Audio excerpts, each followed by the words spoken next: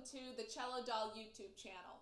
For today's vlog, we are going to be doing a deep dive into second position. This is a very exciting time in your cello learning journey because you are going to be shifting, expanding your cello's range, and getting different colors across your strings. We're going to go into my practicing strategies with a high emphasis on intonation. So if you are just getting into second position and want a lot of info to get you started, you've come to the right place. So how do we find second position? Start in first position, triple checking your fourth finger intonation using the next lowest open string. Now, you're going to take your whole hand, including the thumb, that's very important, and you are going to replace your fourth finger with your second finger. Your thumb is still underneath the second finger, and now you are in second position.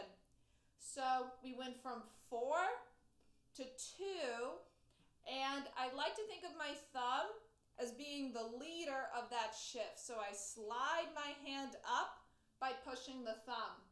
So I go from 4 to 2, replacing, and now we're in second position. So you can do the same intonation check by now testing your second finger with the open string.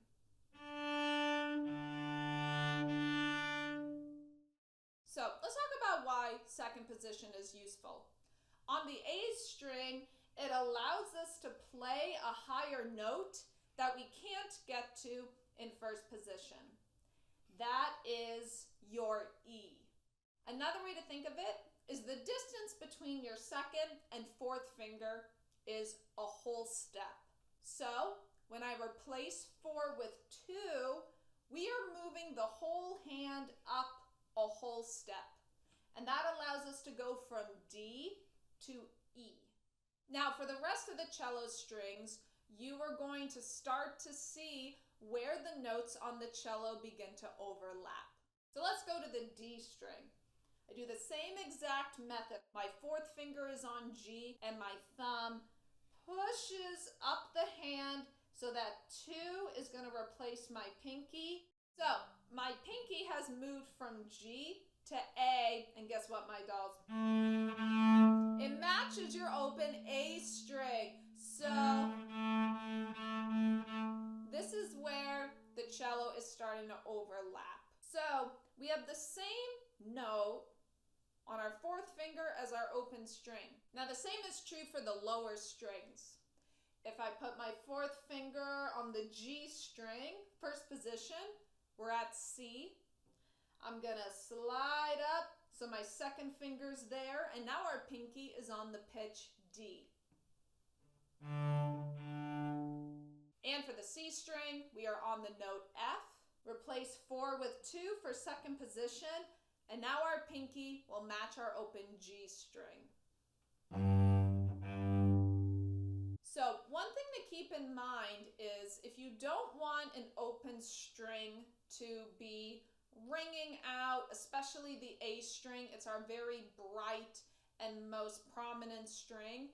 And once you start using some vibrato, you might not want to always play an open string. So now we're getting into interpretation and color, also known as timbre. The quality of the sound, is it bright and loud and resonant, or is it a little more mellow and subdued? You can really hear that when you play the open A string versus our fourth finger A in second position.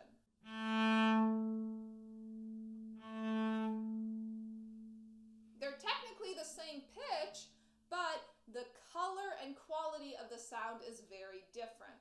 So that's another reason shifting and learning more ways to play the same pitch can really serve interpretation, character, and qualities of sound.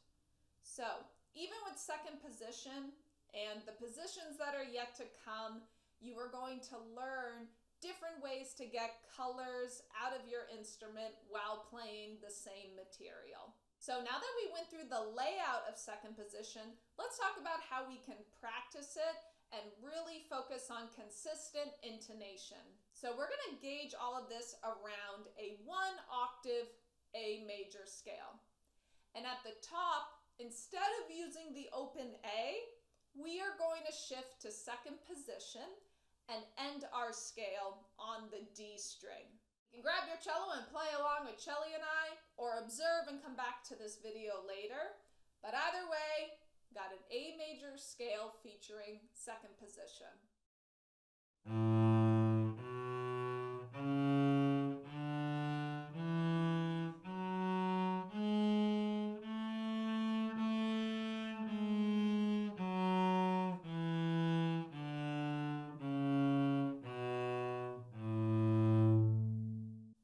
Note about that A major scale is the last sharp in our key signature, that G sharp.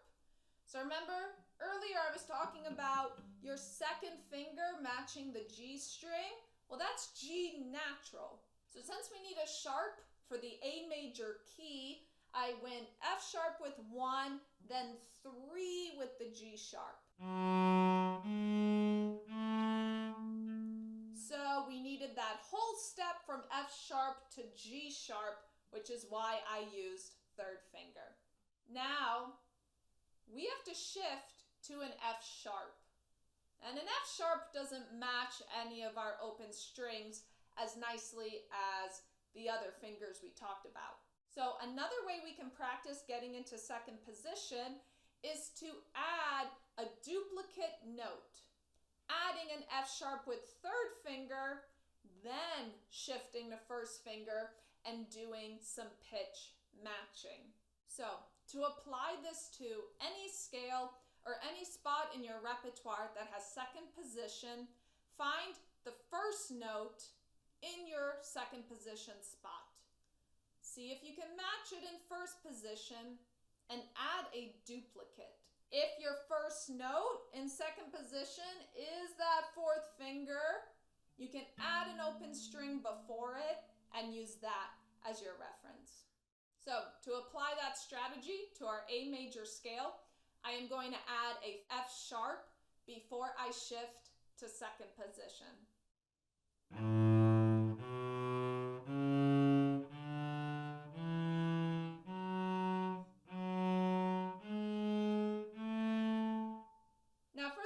Down, you can also add a third finger F sharp duplicate.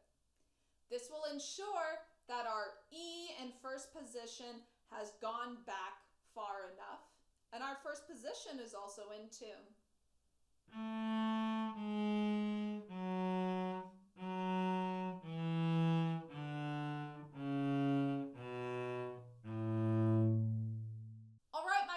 Thank you so much for joining Celli and I today for this vlog on second position. If you have any questions, please leave them in the comments below and I will get to them as soon as I can. In addition to subscribing to the Cello Doll channel, you can also join our community of dolls on Patreon and get exclusive content for supporting my projects. Thank you all so much. I'm excited to see you for the next vlog, and until then, happy practicing, my dolls. Bye-bye.